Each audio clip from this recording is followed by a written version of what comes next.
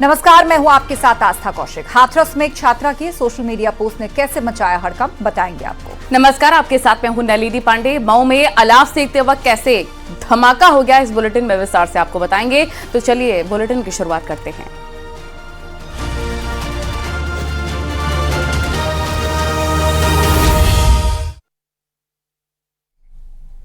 सबसे पहले एक बड़ी खबर आपको बता दें। दिल्ली में रक्षा मंत्री राजनाथ सिंह ने कहा है कि अयोध्या में राम मंदिर का निर्माण नए भारत की गारंटी बनेगा। कुछ लोगों ने राम को काल्पनिक कहा, उनको हाशिए पर फेंक दिया जनता ने।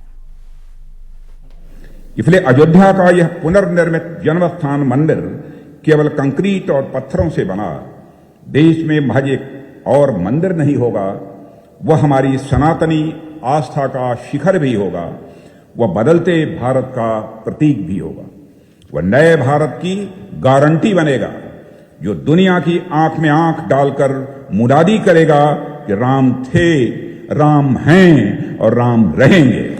देवियों व सज्जनों, आप जानते हैं इसी देश में कुछ लोगों ने राम के अस्तित्व पर सवाल खड़ा किया था, उन्हें काल्पनिक चरित्र बताया था। अयोध्या में राम जन्मस्थान को मिटाने की कोशिश भी की गई थी। ऐसे लोगों को काल ने इतिहास के हाशिए पर फेंक दिया है। और आपने देखा होगा कि आजकल कुछ लोगों ने इतिहास के हाशिए पर जाने के डर से राम धुन गाना शुरू कर दिया है। यह है करिश्मा मर्यादा पुरुषोत्तम भगवान राम का। परंतु बहुत ही कम लोग इस तथ्य को जानते हैं कि जब 22-23 दिसंबर 1949 या 1949 की रात रामलला की मूर्ति प्रकट हुई थी, तब इसका पहला साक्षी कोई हिंदू नहीं बल्कि मुसलमान था। राम जन्मभूमि का विषय कभी हिंदू मुस्लिम टकराव का मुद्दा नहीं रहा है, बल्कि इसे जबरन बनाया गया है। वोट बैंक की पॉलिटिक्स ने इसे बनाया है। वहीं मऊ में आग सेकते वक्त एक हादसा हो गया। पास ही मोबिल तेल का डिब्बा भी था जिसमें धमाका हो गया। इसमें कई लोग झुलस गए। देखें।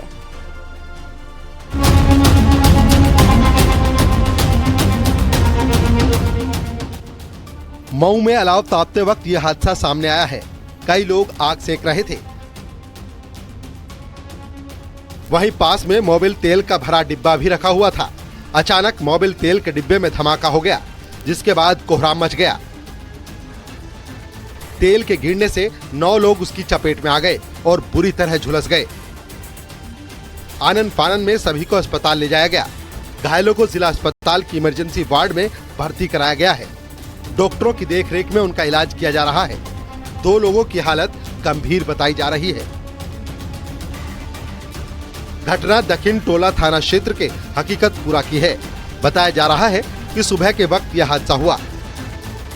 सर्दी से निजात पाने के लिए गांव के लोग अलाव का सहारा ले रहे थे। आग जलाते वक्त मोबिल का इस्तेमाल किया जा रहा था, तभी तेल से भरे डिब्बे में ब्लास्ट हो गया। धमाके के बाद तो वहां हड़कंप मच गया। आग ताप रहे थे, उसी पे एक जर्किन लिया कर रख दिया। हाँ। उसमें मोबिल था। हाँ। वही जो है कि बम ब्लास्ट कर दिया। अच्छा, कितने लोग थे? कितने लोग जले? 9 आदमी। अच्छा, 9 लोग झुलस गए हैं। फिलहाल इस घटना से हकीकतपुरा के लोग सहमे हुए हैं। मऊ से न्यूज़ 18 के लिए अभिषेक राय की रिपोर्ट।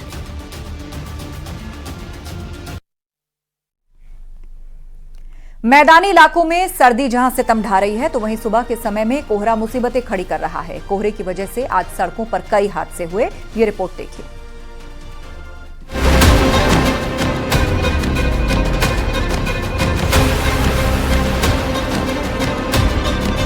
कोहरा सड़क पर जानलेवा बन रहा है। आए दिन सड़कों पर एक्सीडेंट देखे जा रहे हैं। ये कानपुर आगरा हाईवे है और सड़क पर हादसा हुआ है। बताया जा रहा है कि यहाँ 3 बसें ट्रक और कारों की टक्कर हो गई। ये हादसे के बाद की तस्वीरें हैं। गाड़ियाँ क्षतिग्रस्त दिख रही हैं। लोग अपने सामानों के साथ सड़क पर हैं।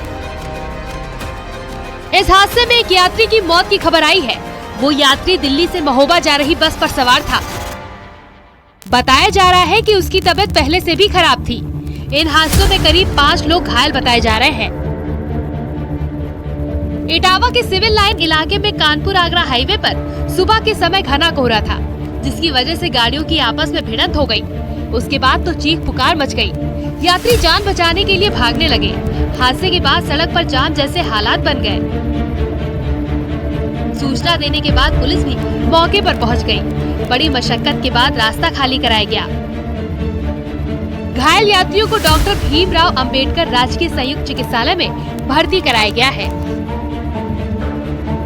जिस तरीके की तस्वीरें यहाँ देखी जा रही है वह कहीं न कहीं डर पैदा कर रही हैं और इन बसों में जो यात्री सवार थे वो इस वक्त यहाँ पर हाईवे पर खड़े हुए हैं, जिनकी संख्या करीब 200 के आसपास बताई जा रही है। और ये तीनों बसें दिल्ली के आसपास से चली थी। एक बस के बारे में ऐसा कहा गया है कि वह जालंधर से कानपुर के लिए जा रही थी।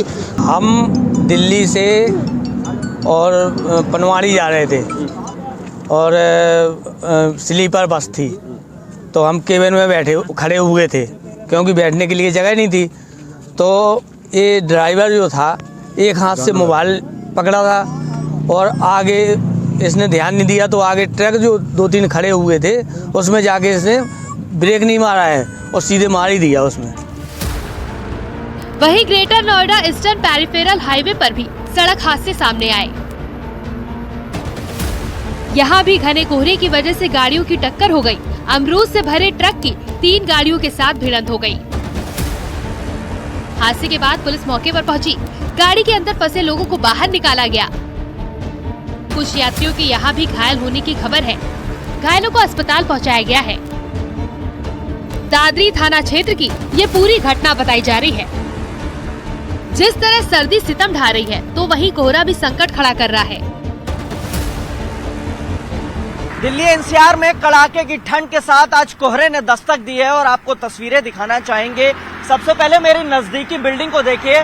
50 मीटर की ये दूरी भी नहीं है, लेकिन पूरी बिल्डिंग जो है सफेद चादर से ओझल हो गई है, धुंधली सी हो गई है।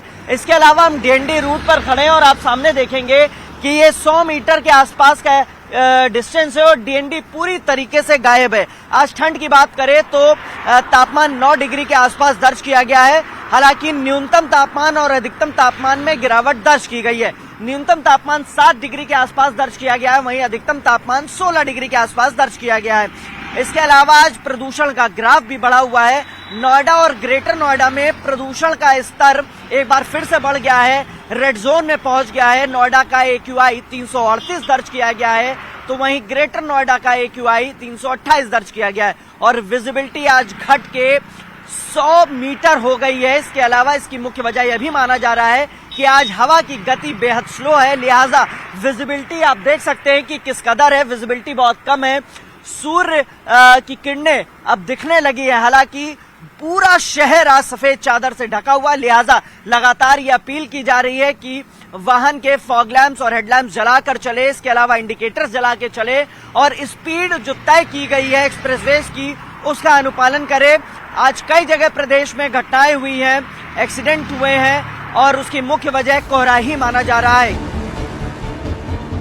बात राजधानी दिल्ली की करें तो यहाँ पारा 3.4 डिग्री तक गिर गया है, जिससे ठंड और कोहरे से जल्द निजात मिलने की संभावना कम ही लग रही है। Bureau report, news 18।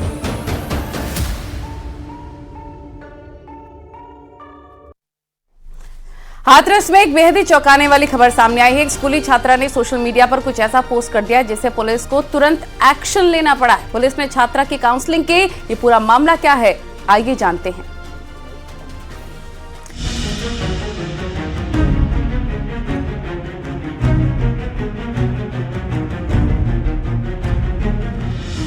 हाथरस में पुलिस महकमे में उस वक्त हड़कंप मच गया जब एक 11वीं में पढ़ने वाली छात्रा के पोस्ट के बारे में उसे जानकारी हुई।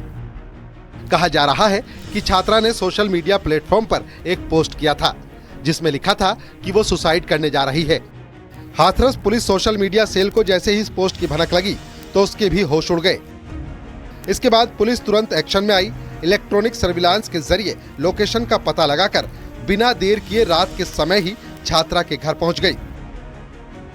लेकिन जैसे ही पुलिस ने बच्ची के घर वालों और उससे बात की तो कहानी कुछ और ही निकली। छात्रा के मुताबिक उसका ऐसा कोई इरादा नहीं था, उसने दोस्तों से मजाक किया था। मीडिया सेल द्वारा तुरंत संज्ञान लेकर के हाथरस के पुलिस को अवगत कराया गया, जिसके हाथरस पुलिस लिंक नंबर के आधार पर रात्रि में ही उसके घर पहुंचकर उसके माता पिता के सामने बच्ची की काउंसलिंग की। आधी रात में ही महिला पुलिस ने छात्रा और उसकी मां के साथ बातचीत की, छात्रा की काउंसलिंग की, जिसके बाद उसने कहा कि आगे से वो इस बात का ध्यान रखेगी। तथा सुबह मेरे द्वारा भी उसके परिवार के समक्ष बच्ची की काउंसलिंग की गई। बच्ची ने बताया कि मुझसे भविष्य में इस तरह की गलती नहीं होगी। मैंने अपने फ्रेंड को डराने के लिए इस तरह का वीडियो डाल दिया है। Hathras police social media platform की 24 घंटे निगरानी करती है। शुक्रवार की रात का ये मामला है। पुलिस ने पूछताछ के बाद छात्रा को उसके घर वालों के सुपुर्द कर दिया। हाथरस से न्यूज़ 18 के लिए सुमित शर्मा की रिपोर्ट।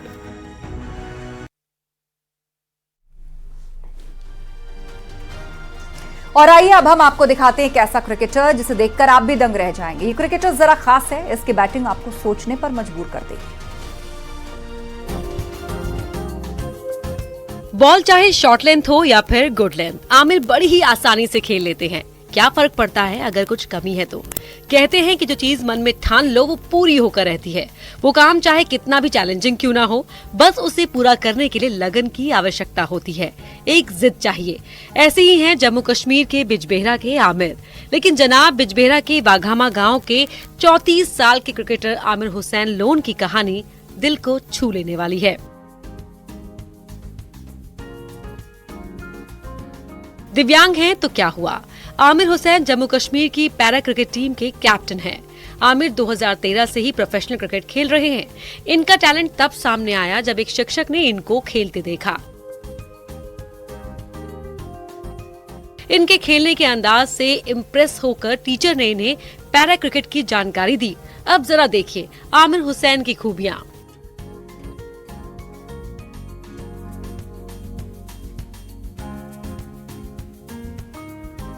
अपने पैरों का इस्तेमाल करके गेंदबाजी करने वाले आमिर बल्ले को अपने कंधे और गर्दन के बीच पकड़कर जबरदस्त बैटिंग करते हैं। यकीन ना हो तो खुद देख लीजिए। आमिर का कहना है कि उन्होंने गेंद को हिट करने के लिए अपनी ठुड्डी और कंधे के बीच बल्ला पकड़ने का काफी अभ्यास किया।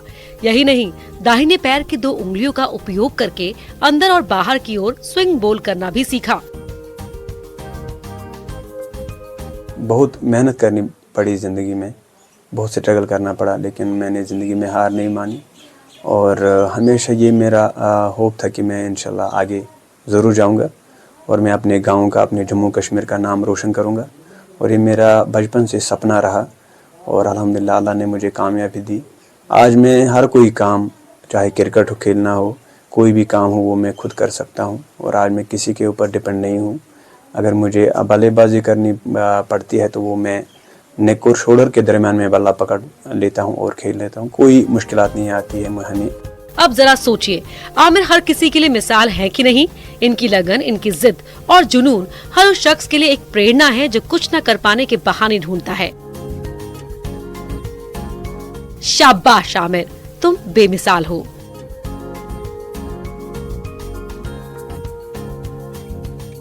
Bureau report, news 18।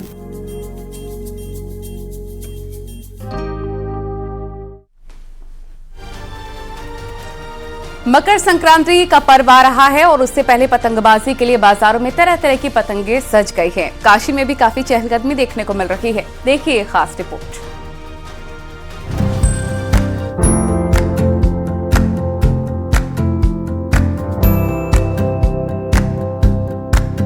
Makar Sankranti के मौके पर जहां स्नान दान का महत्व माना जाता है, तो वहीं इस दिन की पतंगबाजी भी खूब देखने को मिलती है।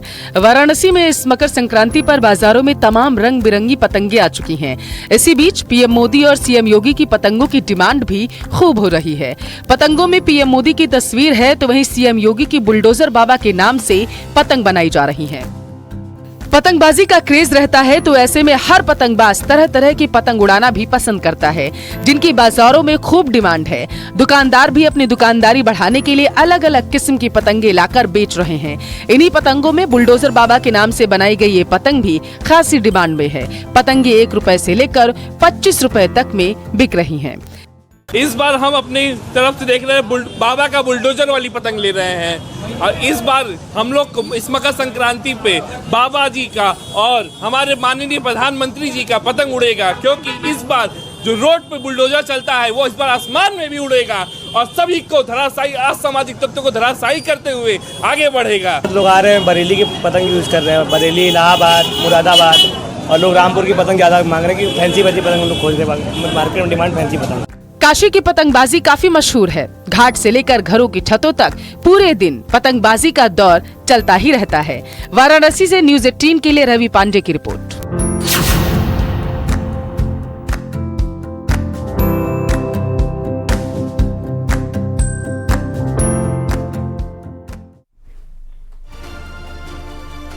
और यहाँ रुकेंगे एक ब्रेक के लिए, जल्द हाजिर होंगे कुछ और खबरों के साथ।